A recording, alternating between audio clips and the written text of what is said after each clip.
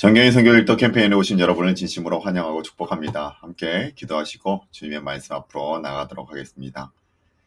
사랑의 하나님, 참으로 감사드립니다. 오늘도 또한 주님 앞에 우리가 이렇게 서 있는 것이, 주님의 말씀을 대하는 것이 정말 우리에게는 은혜요 감격입니다. 하나님은 우리에게 말씀을 주셨기에 하나님의 뜻을 알게 되었고, 하나님께서 우리에게 말씀을 주셨기에 우리의 바른 길을 볼 수 있었으며, 정말 하나님의 말씀이 없었더라면 우리의 삶의 기준이 정말 어그러졌을 터인데, 하나님께서는 오늘 우리에게도 말씀을 주시고 또한 그 말씀을 또한 풀어 해석해 주셔서 정말 우리가 가야 할 길과 또한 우리가 달려가야 될 그 모든 방향들을 알려주시니 참으로 감사드립니다. 주님의 방향에서 흐트러지지 아니하는 저희들 되게 하여 주시고, 오직 오늘도 주님과 그 길을 기쁨으로 걸어갈 수 있는, 때로는 좁은 길이라 할지라도 감사함으로 걸어갈 수 있는 저희 모두 될 수 있도록 인도하여 주시옵소서. 오늘도 주님 함께하여 주실 것을 소망하며 이 모든 말씀 거룩하신 예수님의 이름으로 감사하며 기도하옵나이다. 아멘.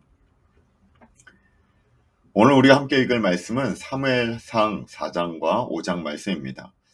오늘의 말씀은 이스라엘의 왕정시대의 시작에 앞서 이 사역의 중심에 서 있는 민족의 지도자로서의 사무엘의 사역에 대해서 소개를 하고 있는 말씀입니다.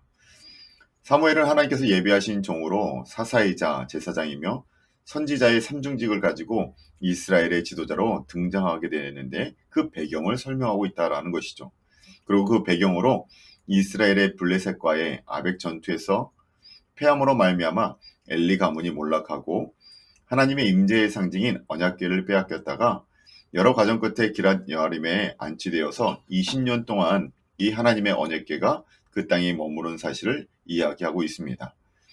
물론 하나님의 임재의 상징인 언약궤를 블레셋에게 빼앗긴 것이 인간적인 시선으로 볼 때는 마치 하나님께서 전쟁에 패배하신 것처럼 보일 수도 있습니다.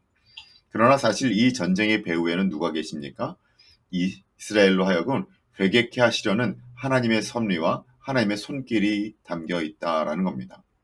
다시 말해서 하나님께서는 당신께 대한 제사를 멸시한 이 엘리 가문을 심판하시고, 하나님의 말씀에 불순종하여 하나님과 이방의 우상을 동시에 섬기는 그런 종교적 혼합주의와 같은 이스라엘의 죄와 타락을 징계하시기 위해서 블레셋을 잠시 도구로 사용하고 계신다라는 겁니다.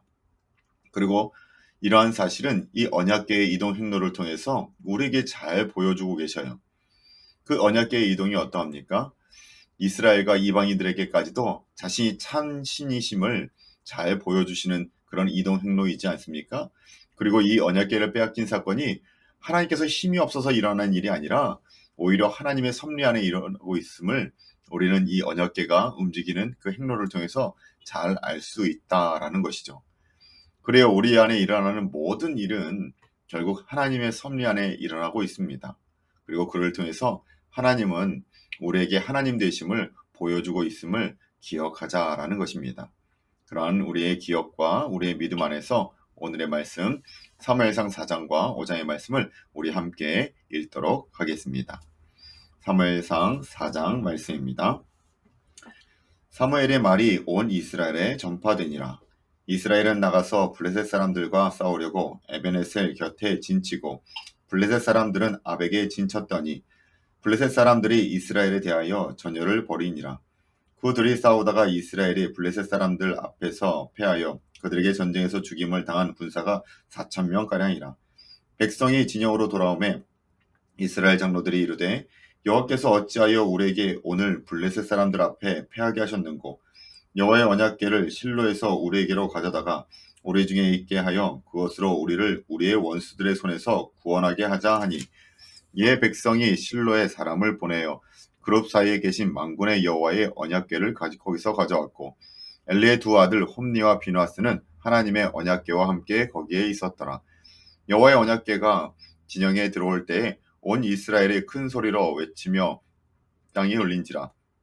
블레셋 사람이 그 외치는 소리를 듣고 이르되 히브리 진영에서 큰 소리로 외침은 어찌 됨이냐 하다가 여호와의 궤가 진영에 들어온 줄을 깨달은지라.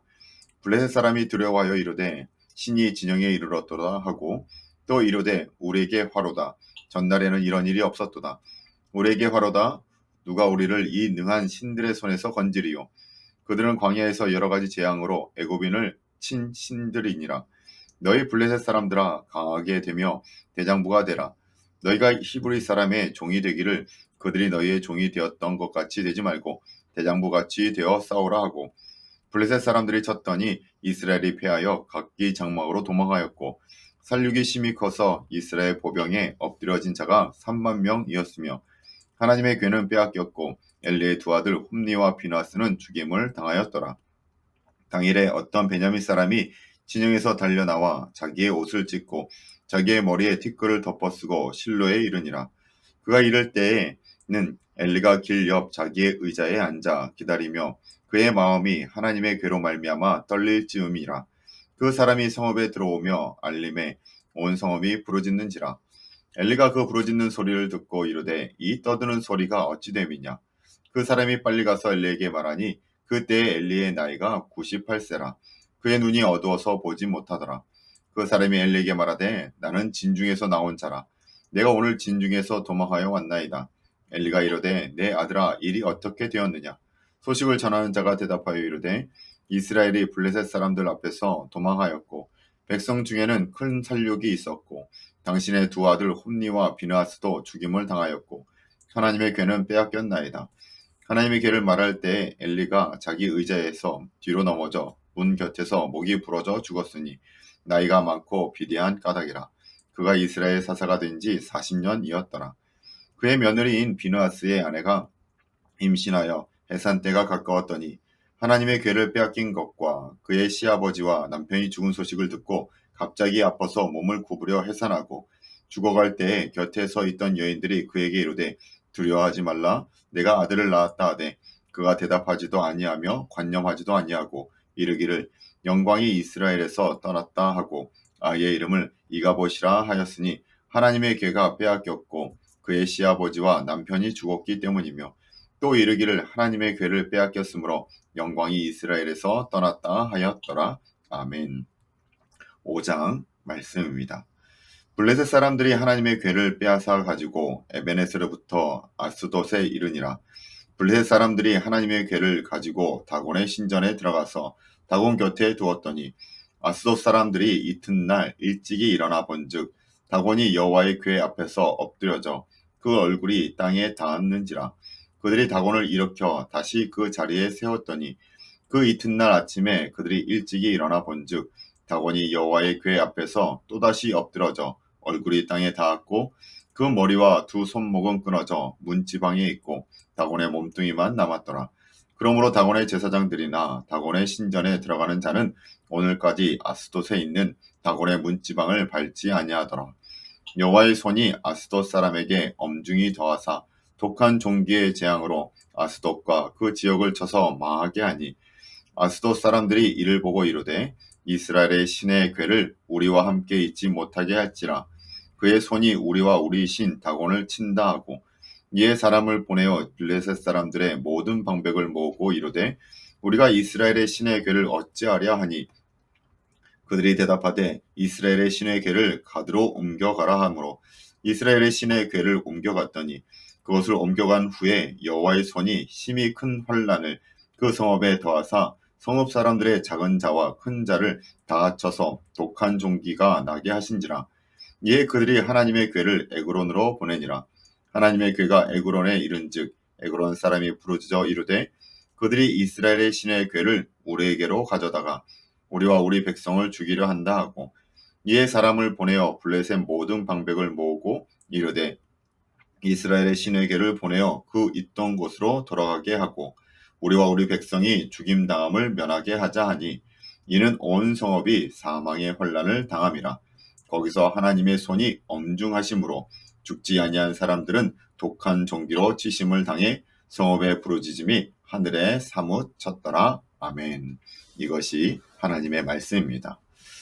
오늘 말씀은 하나의 전쟁을 통해서 하나님께서 이스라엘의 역사를 어떻게 이끌어 가시는지를 어떤 하나님의 섭리를 통해서 이끌어 가시는지를 보여주고 있습니다. 그리고 이 모든 과정은 결국 한 사람의 위대한 하나님의 종 또한 사무엘을 등장시키시기 위한 또 하나의 하나님의 계획과 섭리였다라는 것입니다. 하나님께서는 엘리 제사장 그 가문의 그 타락을 통해서 이 이스라엘의 전체적인 종교적인 타락과 영적인 타락을 보여주고 있지만, 그러나 그 모든 과정을 통해서 하나님께서는 새로운 계획, 새로운 하나님의 뜻, 새로운 하나님의 사람을 세우고 계심을 보여준다라는 겁니다. 그것이 사무엘이고, 이 사무엘을 통해서 하나님께서 이스라엘을 회복시켜 나가신다라는 겁니다. 오늘 저와 여러분이 이 사무엘과 같이 우리의 어두운 세상 가운데 하나님의 섭리의 쓰임을 받을 수 있는 거룩한 하나님의 종들 되길 원합니다.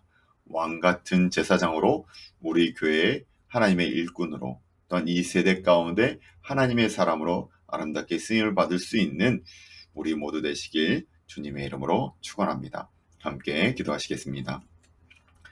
사랑의 하나님, 참으로 감사드립니다. 전쟁이 하나님께 속해 있음을 믿습니다.